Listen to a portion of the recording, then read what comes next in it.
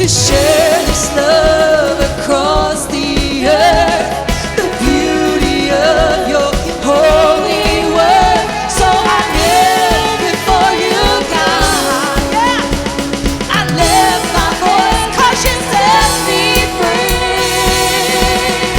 So I shout out your name, and from the rooftops I proclaim that I am yours. I am yours.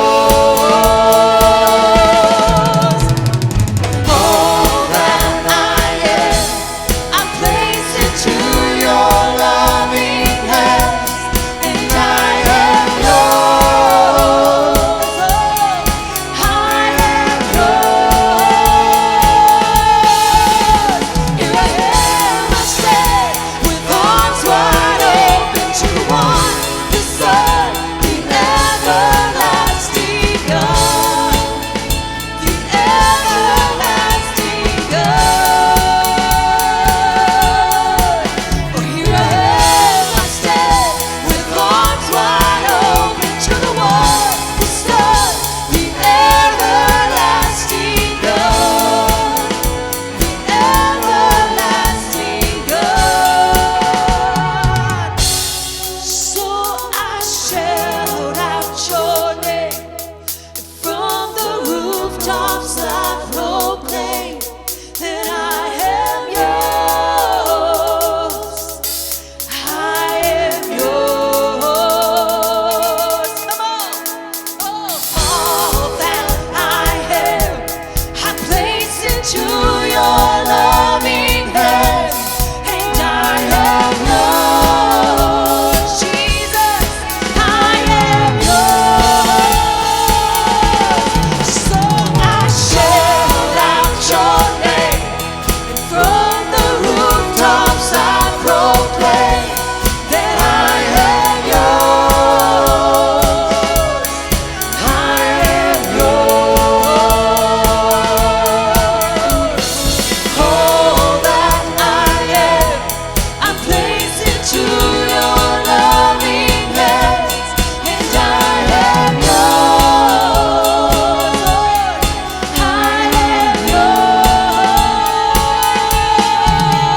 I shout out your name, and from the rooftops I proclaim that I am yours. I am yours. All that I am, I place into your loving hands, and I am yours. I am yours. Yes, we are, God. Hallelujah.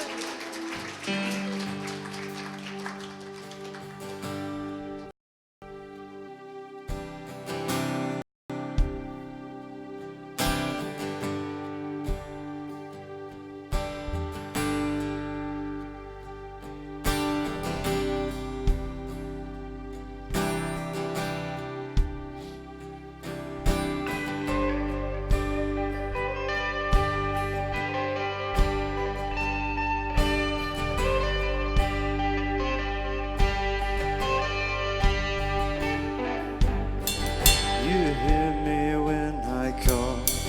You are my morning song.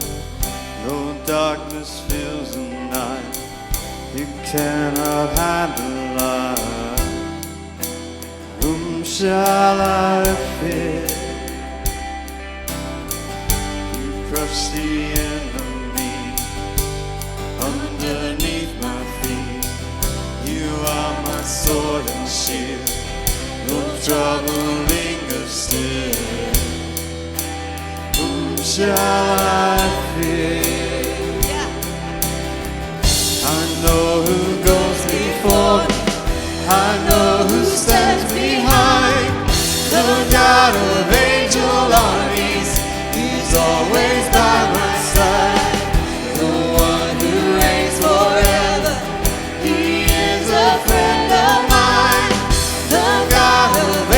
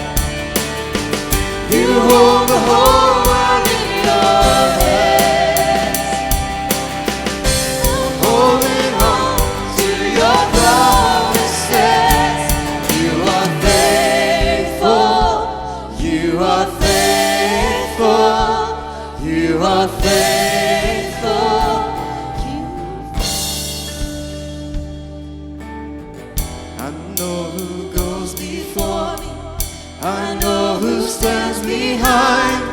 The God of angel armies is always by my side. The one who reigns forever, he is a friend of mine. The God of angel armies is always by my side. I know who goes before me, I know who stands behind. The God of angel armies is always by my side.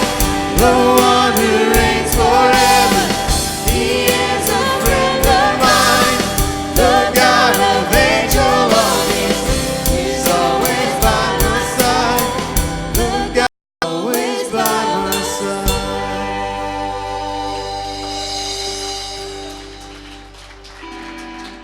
Amen.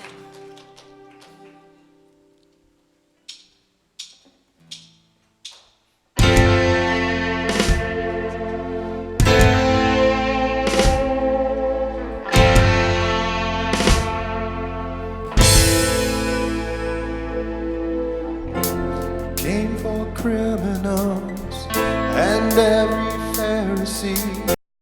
You came for hypocrites.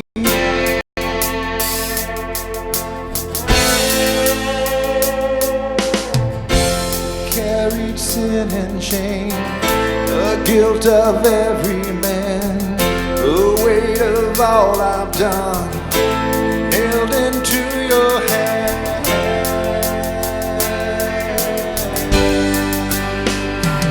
Oh, your love bled for me. Oh, your blood in crimson streams. Oh, your death is hell's defeat. A cross meant to kill is my victory.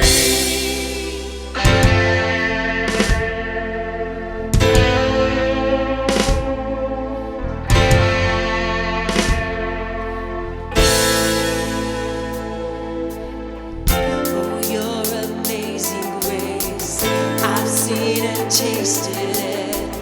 It's running through my veins. I can't escape its grip. In you, my soul is safe. You cover everything.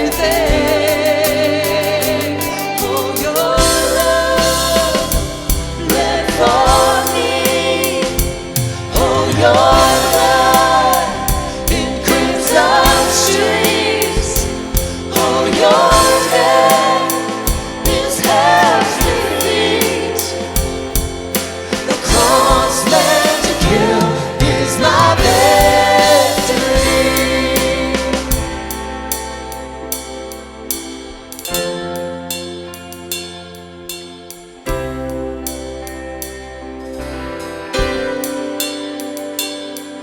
Behold the Lamb of God who takes away our sins, who takes away our sins. Holy Lamb of God makes us alive again, makes us alive again. Behold the Lamb of God who takes away our sins, who takes away our sins. The Holy Lamb of God makes us alive again, makes us alive again. Oh, your love bled for me. Oh, your blood in crimson streams. Oh, your death is hell's defeat. A cross meant to kill is my victory.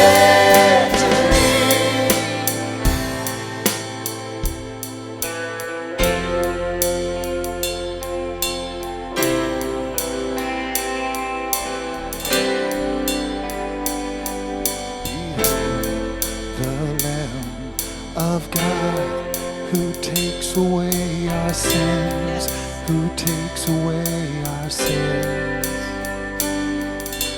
Holy Lamb of God makes us alive again, makes us alive again. Behold the Lamb of God who takes away our sins, who takes away our sins. The Holy Lamb of God makes us alive again, makes us alive again. Your love bled for me, oh your blood it crimson streams, oh your death is hell's defeat.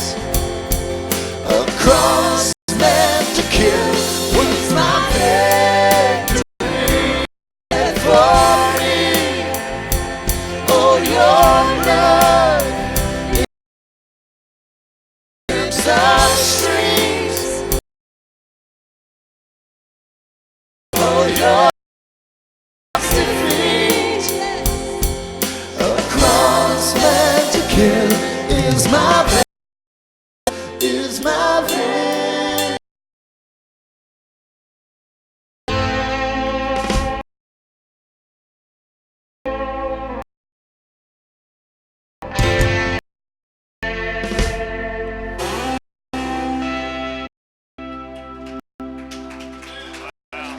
Really good. Thank you, guys.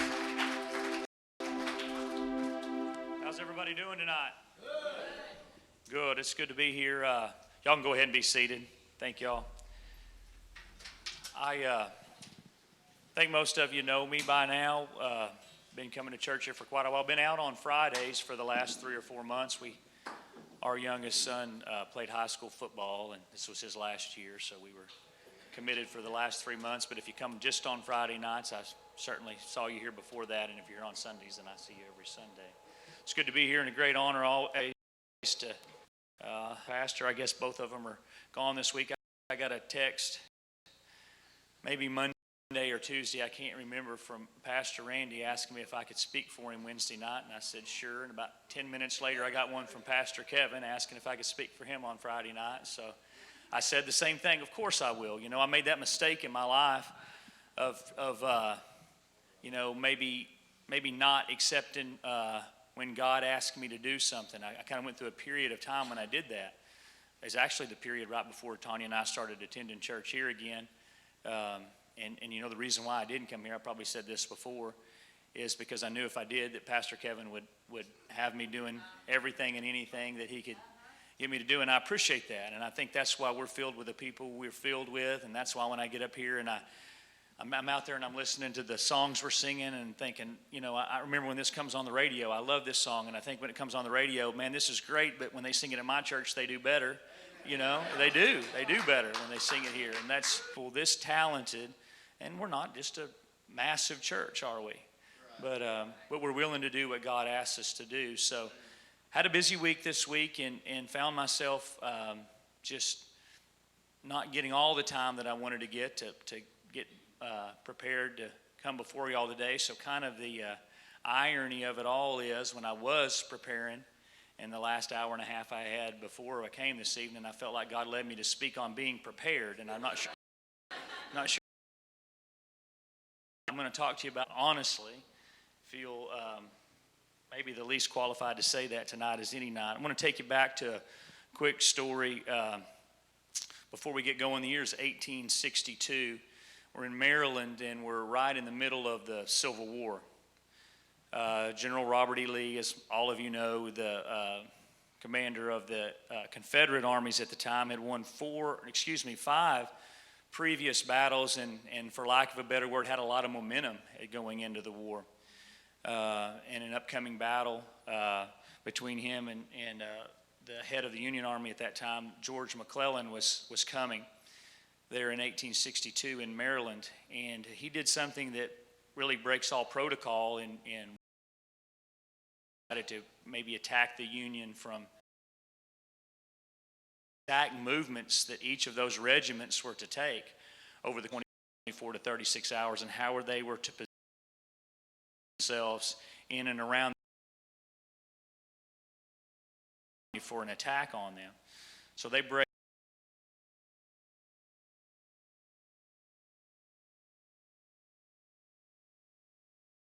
to put into protocol this system that he's laid out, and he sends all the notes out with him.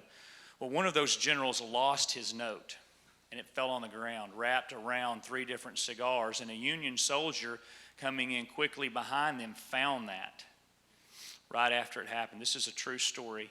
It actually became known as Special Order 191, okay? So he finds that, and he immediately takes it to the head of the Union Army, General George McClellan, and he sees that note, and he has an opportunity right there. He has an opportunity right there to change the course of history. If he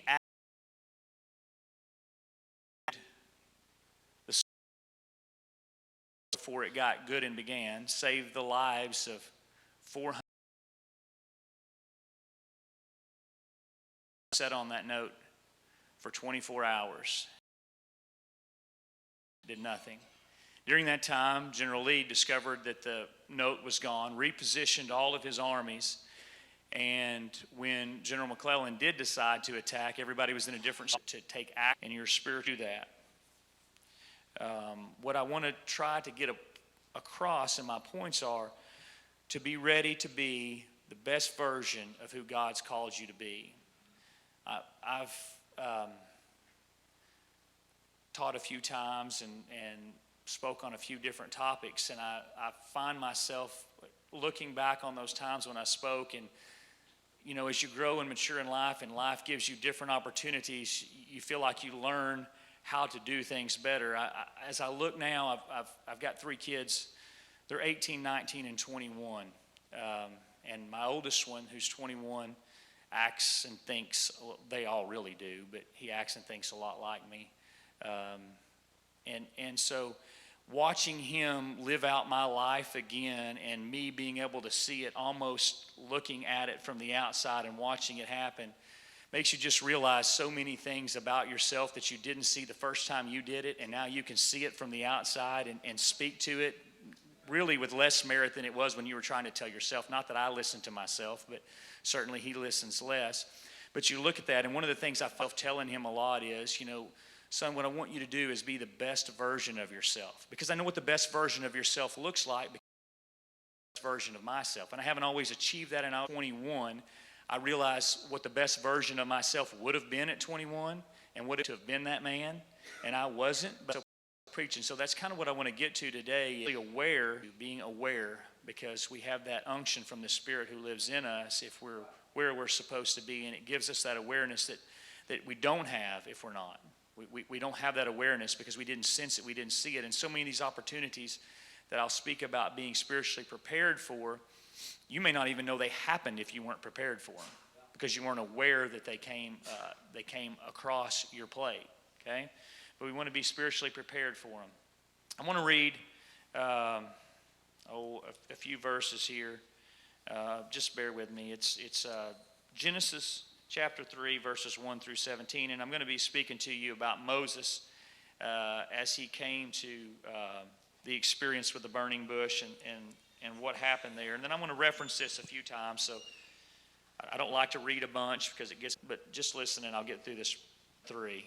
Did I say Genesis the first time? See? I do that, I'm ready.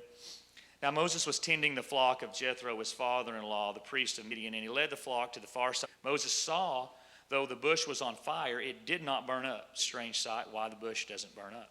Look, God called him from within the bush, Moses, Moses. Now pay attention to that point because I'm going to come back to it later. When the Lord saw that Moses went over, when God saw that Moses took action, God spoke to him again. You see that? Moses, Moses, as Moses said, here I am. Do not come any closer, God said. Take off your sandals, for the place you're standing is holy ground. Then he said, I am the God of your father, the God of Abraham, the God of Isaac, and the God of Jacob. And at this, Moses hid his face because he was afraid to look at God. And the Lord said, I have indeed seen the misery of my people in Egypt. I've heard them crying because of the slave drivers. I am concerned about their suffering. So I've come down to rescue them from the hand of the Egyptians and to bring them up out of that land into a good and spacious land, a land flowing with milk and honey, the home of the Canaanites, the Hittites, Amorites, Perizzites, Hivites, and the Jebusites. And now the cry of the Israelites has reached me, and the Egyptians are oppressing them. So now I am sending you to Pharaoh to bring opportunity God is giving right here. But Moses said to God, who am I that I should go to Pharaoh and bring the Israelites out of Egypt? God said, I will be with you, and this will be the sign to you that it is I who have sent you. When you have brought the people out of Egypt, you will worship God on this mountain. Moses said to God, suppose I go to the Israelites and say to them, the God of your fathers has sent me to you, and they ask me, what's his name? What shall I tell them? God said to Moses, I am who I am. But it doesn't get any more powerful than that, does it? No more powerful than that. This is what you are to say to the Israelites, I am sent me to you. God also said to Moses, say to the Israelites, the Lord, the God of your fathers, the God of Abraham, the God of Isaac, and the God of Jacob has sent me to you. This is my name forever, the name you shall call me, the name from generation to generation. Go, assemble the elders of Israel and say to them, the Lord, the God of your fathers, of Abraham, Isaac, and Jacob, appeared to me and said, I have watched over you and have seen what's been done to you in Egypt. I have a promise to bring you up out of your misery into Egypt, into the land of the Canaanites, the land flowing. Opportunity that was given to Moses right here. I'm going to go back and make several different Paul. Let's look at perspective. On ordinary days, nobody woke Moses up that day and said, today's going to be the day. Today's the day you're going to get called. It's today. Today's the day. It doesn't happen suddenly, unexpectedly, and somewhat without warning. No trumpets, no sirens. We do the same things, see the same times. We do the same things, knowing and not expecting a call like that from God. Certainly Paul wasn't expecting to be called to be the greatest missionary of all Damascus, but he was. Esther thought she was going to be queen. I told him to take his brother's food. What was even going a menial task when his great call came to a lot of those people. Daniel had no idea that what he was doing in prayer would lead to him being thrown into the lion's den. Opportunity comes. The question is, will you be prepared? Elisha was plowing a field when he came to him and threw down that mantle. What an opportunity they were given. Jesus himself comes to make them his personal disciples. They were fishing. The person that gets called spiritually prepared. And by changing my direction, I did that. And so many times we get caught. I spoke before about we drive the same roads, we do the same things. So many times we get caught in the same consistent action of our behavior. And we want God to speak to us. We want him to do something different in our lives, but we're not willing to make any changes to allow him to do that. And we have to make changes. Sometimes we have to make big changes. I'm going to get off on talking about, because all the preaching I get to do much anymore is just to my kids, and they give me plenty of opportunities. But I'll get off on that several times, and that's what I consistently tell them is, you're going to have to make a big change. I mean, you can't make little changes. You can't. The environment that our kids go through, I could preach a message on the environment our kids go through in college. I mean, my two oldest kids go to school at the University of Arkansas in Fayetteville, and I don't even want to get started on what all that means and what all you deal with and what all you go through in that. I mean, this world is not the world I grew up in, but, it's the world we live in, and we can't be naive to it, but it's difficult. But one of the things that I preach constantly is, you have to make a big change. You can't consistently stay in the same environment you're in and expect yourself to mature spiritually. You have to make a big change. You have to make a big change. And you have to be willing to do that before he can use you. He just can't use you until you do that. And you can't be the best version of yourself consistently walking down that saying, I know I've done this before, but man, I'm committed. This time I'm gonna do this and I'm gonna do that. It's not gonna take just you trying harder. Trying harder won't do it. There has to be a change, and that's what it signified. Push, and spiritual meeting times it'll be an attitude. But when we make that change, that's what signifies to God that we're ready, and he can step in and do something.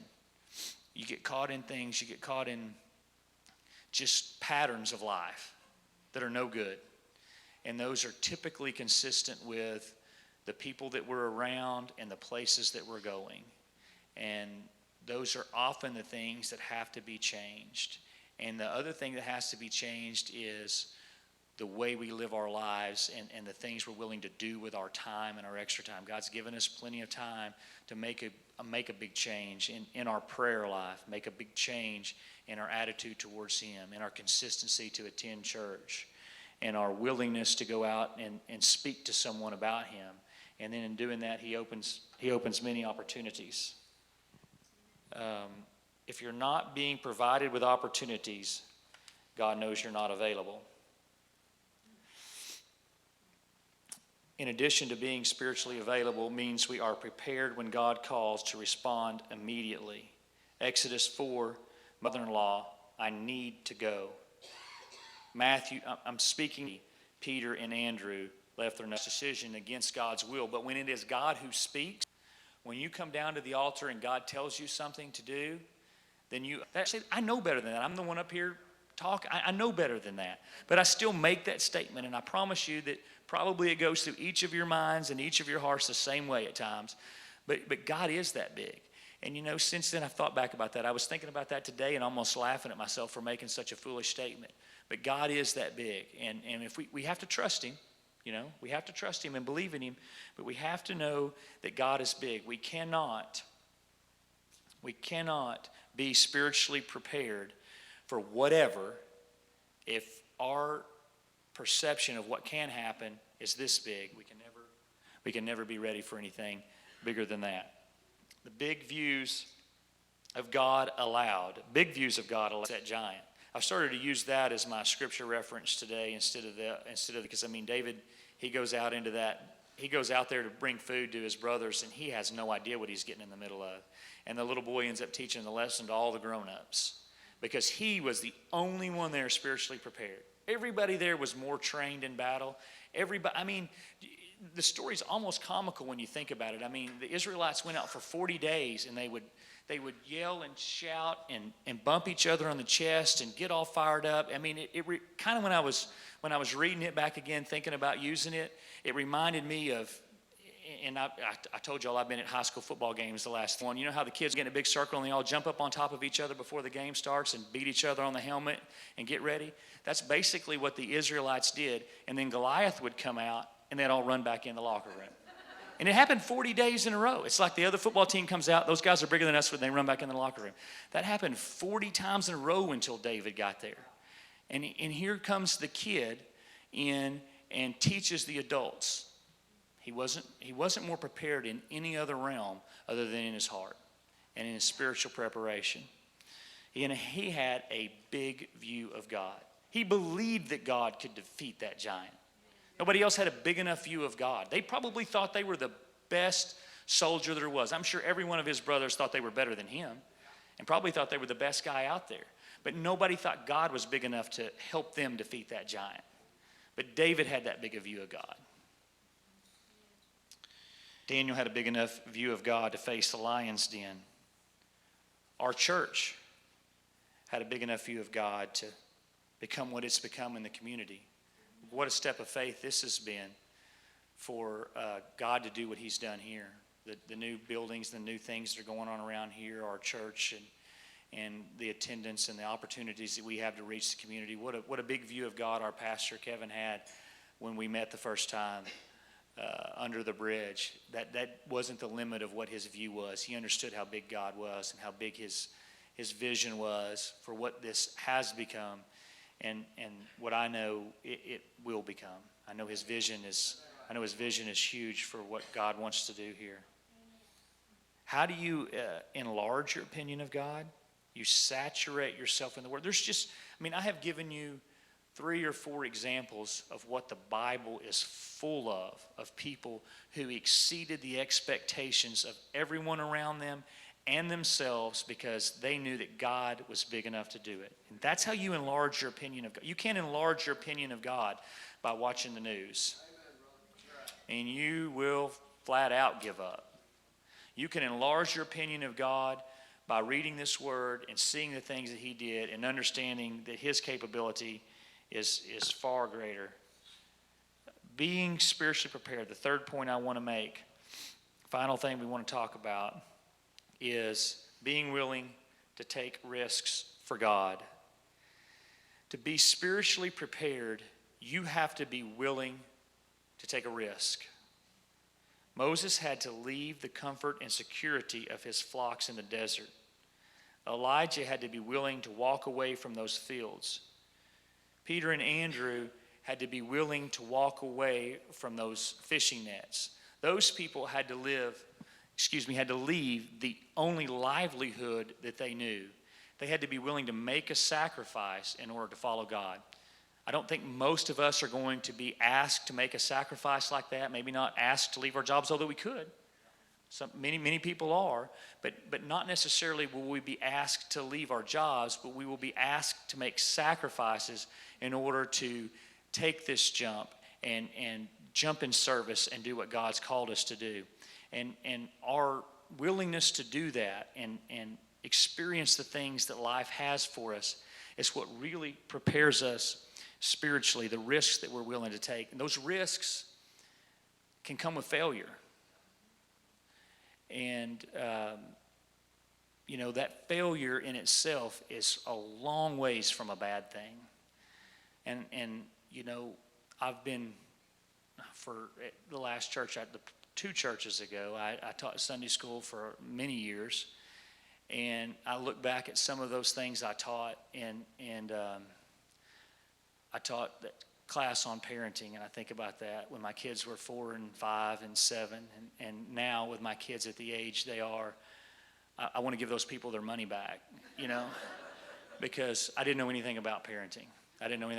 And I taught classes on finances, and I've only been broke 2 or 3 times since. And, I taught classes on marriages, and after being broke and raising kids for my marriage to succeed for 22 years, I now maybe could teach a class on marriage, but 3 years into a marriage, I probably wasn't the best guy, or even 5 or 10. But those failures of my life and those things that I went through and those things that risked, and the failure sometimes of those risks that afforded me to have, certainly gave me the wisdom and the strength to now know when God calls me to do something that I'm willing and ready to heed that call, because he'll take us through it every time. And that gives me the opportunity now when somebody comes to me at 45 instead of 30 to have had a few more life experiences. And there's those people that have had more experiences than me, or different experiences from me. But we can't be unwilling to take a risk, to leave what God calls, to do something different that our life may lead us to, or even just to walk through a valley. Just walk through a valley and understand it's a valley. It doesn't define our life. It doesn't make us who we are. Our life will be judged by the course of its path over the tenure of time. It won't be judged by the valley that we're in today, or that we may go through tomorrow. It'll be judged by how we came out of those valleys, I think. But it won't be judged by any valley that any one person goes through for any period of time. And that's how we will become. Dana, if y'all want to go ahead and come back up, I'm just about done. That's how we'll become who God has called us to be, and the best version of ourselves. And I may teach it to a 21-year-old, but I think it's fine and fundamental for us all to listen to, that we want to be prepared and we want to be ready for who God calls us to be. Being available, having confidence in God, and being willing to act on it. I don't want to, I guess all y'all can tell by now if you hadn't heard me speak before, but you can certainly tell by now that I have probably a difference in presentation to either of our other 2 pastors that are out of town. And I love their presentation. They're great preachers and great men and great friends of mine. So my style or type of preaching doesn't really lend to an altar call where I get up here and do the things that would do that. But I hope that I've challenged your mind, and I hope that I've challenged your heart even more than I've challenged your mind, because that was my goal. And I hope that you find yourself desiring to be more spiritually prepared than you have in the past. I hope that you heard something in this message that will challenge you to consider the way you think and where your heart is, so that you would hear God's call, and that you would have a great vision of who He is, and whenever and whatever He asks you to do, you won't be overwhelmed by it. It won't blow you away because you can't do it or you don't understand that he can do it. And so I'm not going to give a big altar call. They're going to play a song up here. I just want you to spend some time, like I told you, that thing that God told me was just me sitting here just meditating on who he was and the course and direction he wanted to have for me. So if you want to come down front, that's fine. But if you just want to sit there and let them finish this song and ponder on this and just consult with him on how you can be more spiritually prepared. Thank you.